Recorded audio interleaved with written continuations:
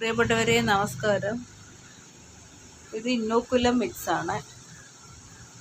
നമ്മുടെ വീട്ടിലെ ജൈവ മാലിന്യങ്ങളൊക്കെ വളമാക്കി മാറ്റുന്ന ഒരു പ്രോസസ്സ് ചെയ്യുമ്പോൾ നമ്മളിടുന്ന ഒരു ഉൽപ്പന്നമാണിത്. ഇപ്പം വേസ്റ്റ് ബക്കറ്റിലോ അല്ലെങ്കിൽ അതിൻ്റെ ബിന്നിലോ ഒക്കെ നമ്മൾ ജൈവ വേസ്റ്റുകളൊക്കെ മാറ്റി വെച്ചിട്ട് വെള്ളം ഒട്ടും ആകരുത്. എന്നിട്ട് പൗഡർ ഇട്ട് കഴിഞ്ഞാൽ ഒരു മാസം കൊണ്ടത് നല്ലൊരു ജൈവവളമായി മാറും.